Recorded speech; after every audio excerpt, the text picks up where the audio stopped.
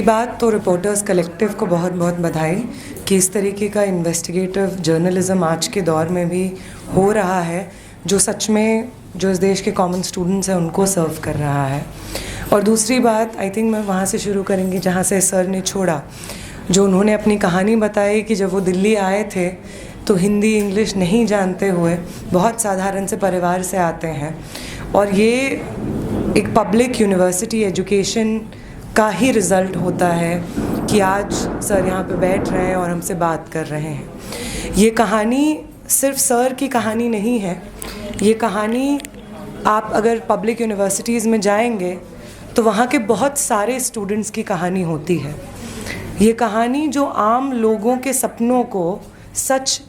करने की कहानी होती है। आम साधारण परिवार से आने वाले लोग जिनकी इससे पहले की पीढ़ी शायद हायर एजुकेशन में नहीं पहुंच पाई थी, और ये इन पब्लिक यूनिवर्सिटीज़ की देन होती है कि वो पब्लिक यूनिवर्सिटीज़ में भी पहुंचते हैं और आगे जा कर के ये देश में मीडिया में गवर्नेंस में पब्लिक इंटेलेक्चुअल्स बनते हैं।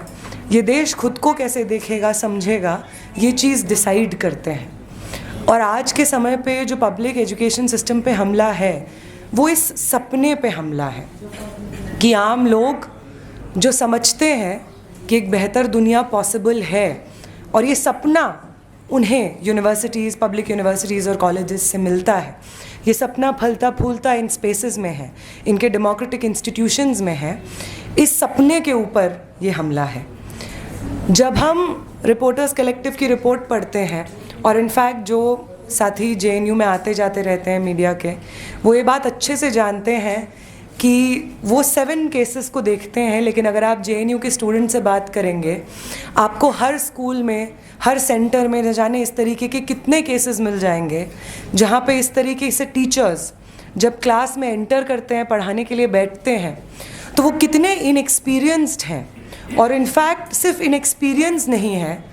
उस जिस फील्ड में वो एकेडमिशियन बन के आए हुए हैं उस फील्ड के बारे में कुछ जानते नहीं हैं, एक पॉलिटिकल फेवर गेन करके वो हमें पढ़ा रहे हैं। ये बात कितनी अपेरेंट हो जाती है हम स्टूडेंट्स के लिए, ये बात आप सब लोगों के लिए जो मीडिया के साथी हैं, जो JNU आते जाते रहते हैं, ये शायद नई चीज़ नहीं होगी।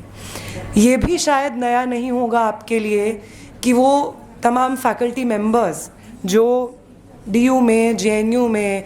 इलाहाबाद यूनिवर्सिटी में अलग अलग पब्लिक यूनिवर्सिटीज़ में पढ़ाते रहे हैं और सालों का उनका एक्सपीरियंस है। वही कॉलेजेस वही यूनिवर्सिटीज़ हर साल उनका कॉन्ट्रैक्ट रिन्यू करते रहे हैं, हर साल वो उसी यूनिवर्सिटी कॉलेज में पढ़ा रहे हैं, 10 साल 12 साल से पढ़ा रहे हैं। प्रोफेसर लक्ष्मण यादव हमारे साथ यहाँ पे हैं। दिल्ली यूनिवर्सिटी में तो न जाने कितने केसेस मिल जाएंगे जहाँ पे टीचर्स का सालों का एक्सपीरियंस है, लेकिन जब भर्तियाँ निकलती हैं तो इंटरव्यू में पॉलिटिकल अपॉइंटमेंट्स को फेवर करने के लिए एक्सपीरियंस टीचर्स को आप उन लिस्ट से बाहर कर देते हैं। जब आप ये करते हैं तो ये सिंपली इसकी बात नहीं होती है कि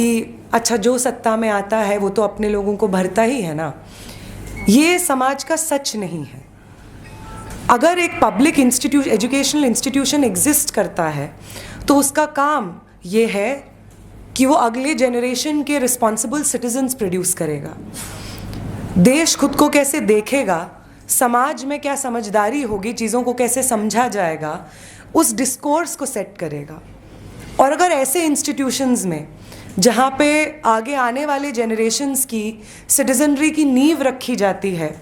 वहाँ पे जिन लोगों को ये नींव रखनी है वो ऐसे लोग होंगे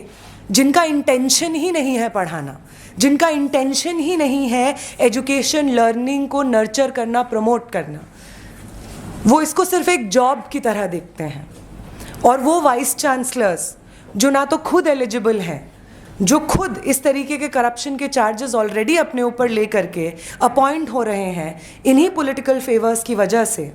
उनके अंडर हम लगातार देखते हैं कि देश के सेंट्रल विश्वविद्यालयों में इस तरीके का करप्शन, इस तरीके के स्कैम्स जहाँ पे साफ सीधे तौर पे पॉलिटिकल अपॉइंटमेंट्स होती हैं, वो हम देखते हैं। हम देखते हैं किस तरीके से जो लोग मिनिमम एलिजिबिलिटी क्राइटेरिया मीट नहीं करते हैं 8 साल के एक्सपीरियंस का, उनको अपॉइंटमेंट, उनको शॉर्टलिस्ट कर दिया जाता है IQAC के माध्यम से। जिनका बेसिक पब्लिकेशंस का वही गाइडलाइंस जो सरकार की ही यूजीसी बनाती है, वही गाइडलाइंस सरकार के द्वारा अपॉइंट किए गए वाइस चांसलर्स वायलेट करते हुए पॉलिटिकल अपॉइंटमेंट्स करते हैं। ये आप ही का सिस्टम है, इसके रूल्स आप ही के हैं, और इन्हीं रूल्स को वायलेट करके आप एजुकेशनल इंस्टीट्यूशंस को आज के समय में बर्बाद करने की कोशिश कर रहे हैं। आप अगर इस देश भर में जो स्टूडेंट्स अपनी अपनी यूनिवर्सिटीज़ को, जो फैकल्टी मेंबर्स अपनी यूनिवर्सिटीज़ को, नॉन टीचिंग स्टाफ अपनी यूनिवर्सिटीज़ को बचाने की कोशिश कर रहे हैं, उनके संघर्ष को देखेंगे तो आपको एक बहुत कॉमन फैक्टर मिल जाएगा, जिसमें academic accountability, of course autonomy एक चीज़ है, फ़ी हाइक के खिलाफ लड़ाई एक चीज़ है, करिकुलम को सेट करने की आज़ादी एक चीज़ है, political intervention, administrative bureaucratic intervention ना हो ये एक चीज़ है, लेकिन फंडामेंटल रूप से जो लड़ाई है, जो फंडामेंटल आइडिया पे हम लोग लड़ रहे हैं, वो आइडिया ये है कि वो यूनिवर्सिटीज़ जो किसी भी देश के आइडियाज़ को रेगुलेट करने, जनरेट करने की जगहें होती हैं, उन पे अटैक करके उनका एक पॉलिटिकल रेजिमेंटेशन हो रहा है। चाहे हम वो VBSA के थ्रू देख लें या NTA के थ्रू देख लें, ये तमाम तरीके के अटैक्स को हाईलाइट करते रहते हुए हमारे चेंजिंग यूनिवर्सिटी स्पेसेस पे बात करना बहुत ज़रूरी है। और ये जो करप्शन हम अपनी यूनिवर्सिटी में देख रहे हैं, वो यूनिवर्सिटी जो एक लंबे समय से सरकार के खुद के डेटा के अकॉर्डिंग देश की सर्वश्रेष्ठ यूनिवर्सिटी है। आप चाहे कितना कैंपेन चला लीजिए शटडाउन JNU का, कितना बदनाम करने की कोशिश कर लीजिए, आपका खुद का डेटा बार बार इस चीज़ को इस्टेब्लिश करता है कि JNU इस देश की सर्वश्रेष्ठ यूनिवर्सिटी है। फिर इस तरीके के करप्शन के लिए जो वाइस चांसलर रिस्पॉन्सिबल है, क्या उसका इस्तीफ़ा होना, क्या उसको अपने पद से हटाए जाना इस देश को, देश के स्टूडेंट्स को सर्व करने की एक रिस्पॉन्सिबिलिटी नहीं होगी? बिल्कुल होगी। इसलिए वो वाइस चांसलर जो सोशल जस्टिस से लेकर के जेंडर जस्टिस की तमाम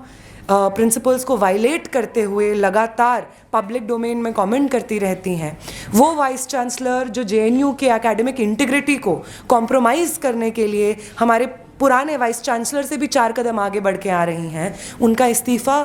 हो, ये यहाँ से हमारी मांग है। Thank you.